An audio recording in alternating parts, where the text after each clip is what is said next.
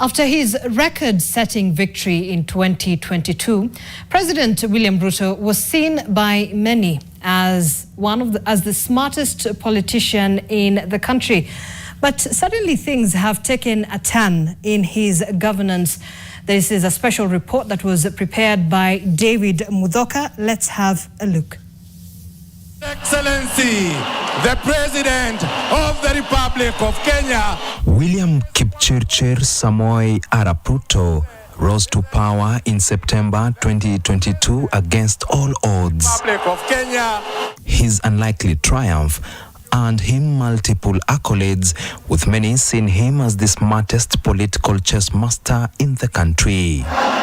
On the first set, exactly 2.5 years since assuming power, Ruto's political acumen has been put to test on several occasions. The first test came just 6 months after Ruto took the oath of office in the form of nationwide demonstrations led by the opposition over the high cost of living.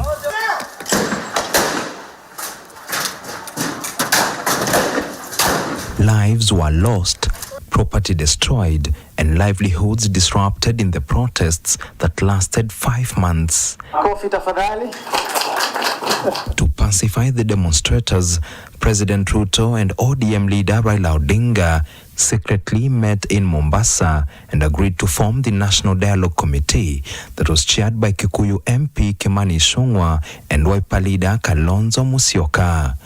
The committee held a series of meetings to discuss the concerns raised by the opposition and ultimately came up with a report with recommendations on how to lower the cost of living, how to solve the unemployment crisis, and how to expand the executive by creating the offices of Prime Minister and Leader of Official Opposition in November 2023. it was basically an attempt to not to accommodate, but to hold the opposition from continuing with the protests. Yeah, you're right. It's to buy time, but not necessarily to buy time, but to ensure that they have no reason to go to the streets. Remember, the time for negotiation was long, and that during the time they were negotiating, they could not go to the streets. And after the negotiation, the strategy was to keep it in cold storage, so that they cannot, they have something they are waiting for. Many young Kenyans, however, saw the NADCO report as somewhat anticlimactic, and in June 2024, thousands of Gen Zs hit the streets, this time to demonstrate against the Finance Bill of 2024 that proposed the introduction of new taxes amid a high cost of living. And that is what the Gen Zs were up against. That they were saying that it is the taxes that are heavy, and where the taxes are being used now is not understandable. For example, the housing scheme, which is basically the worst program in the history of the Republic. Between June and August 2024, the Gen Zs took to the streets at least twice every week, with the climax of the Gen Z-led demonstrations being the occupation of Parliament on 25th June 2024.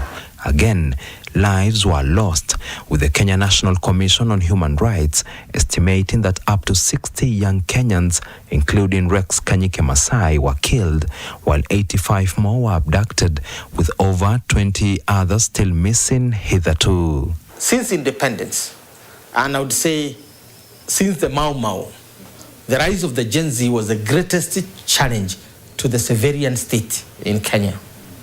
And it brought us very, very close to what was done in the 1950s, the state of emergency.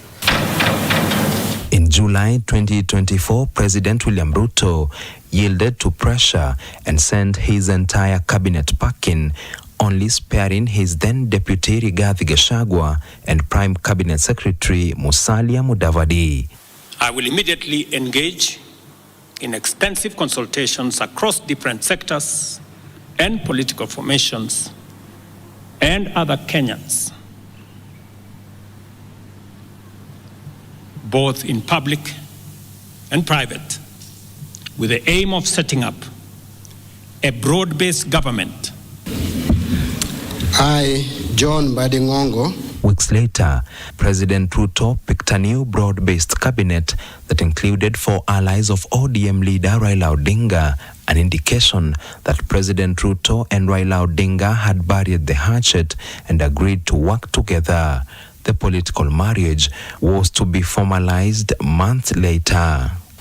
Many Kenyans obviously see presidents succumbing to the Gen Z, making changes in the government, bringing this and that. That was the real play, was the fact that he needed to change the system as he organized for 2027.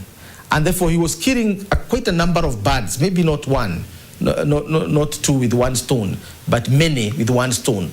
But just as Ruto was warming up to Raila at the time, he and his then deputy Rigathi Gachagua appeared to be growing distant, with Gachagua on several occasions attacking the government. If we agreed we shall do ABCD before we are elected, let's do it.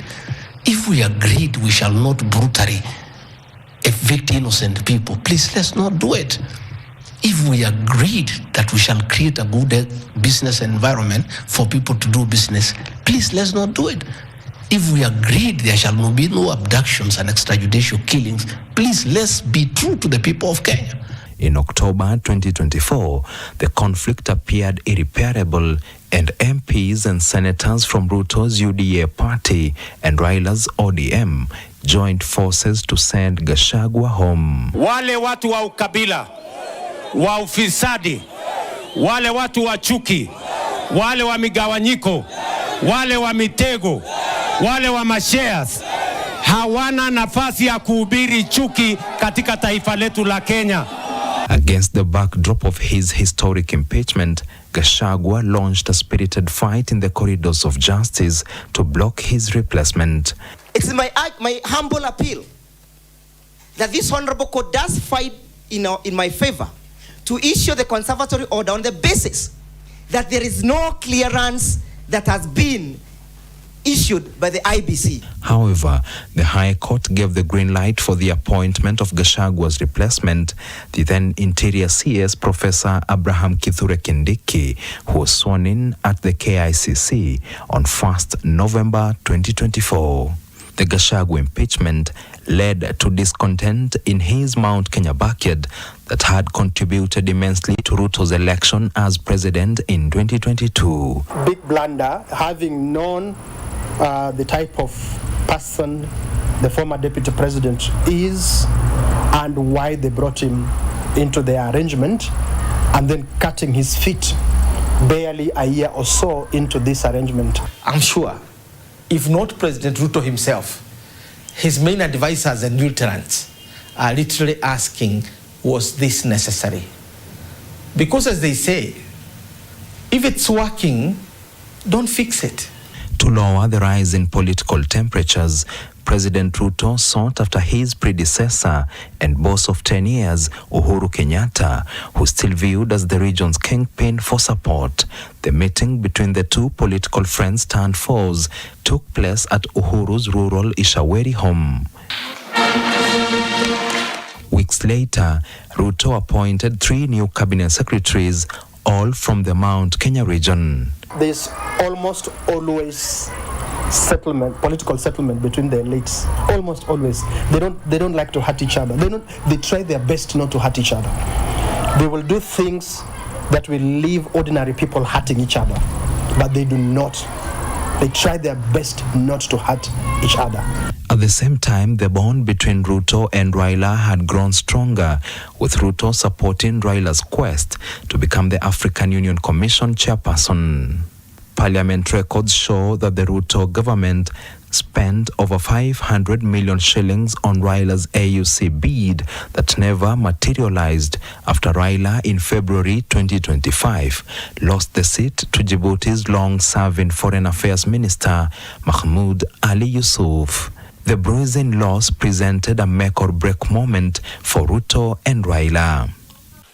the party chairs and the secretary generals to join in. Many thought Ruto and Raila would part ways, but the two opted to formalize their political marriage instead. Mimi sijaenda kwa Ruto. Ruto amekuja kwangu. Mimi nimesema mimi nibaki, msimamo yangu haijabadilika. Tumekubaliana kama viongozi wa Kenya ya kwamba tuache ukabila, tuache chuki, tuache migawanyiko, tuache ubaguzi. Kenya ni moja. With Raila in his fold, Ruto appears confident of political stability until 2027. The Kenya Kwanza, as Ruto had constituted it by the 13th of September 2022, is gone with the wind. And nobody is at ease anymore. Things seems to have fallen apart in Kenya Kwanza. The center is not holding, and you cannot guarantee total stability. However, many wait to see whether the deal will last up to 2027, when Kenyans will go back to the ballot and beyond. Raila is buying time and is praying God that 2027 is here. So one can predict that between October 2026 and January, February 2027, Raila will either bolt out of the government or be cooperated into the opposition. I have my great doubt, and again, you can hold me on this, that Raila will not be in the ODM-UDA coalition. That you can take the bank. If the political events of the first half of President William Ruto's first term in office are anything to go by, then more political hurdles are likely to come in Ruto's way in the remaining 2.5 years in office. Kenyans will be watching closely to see how the president will maneuver past the hurdles before making a choice as to whether to re-elect him or send him packing. David Muthoka, NTV, Nairobi.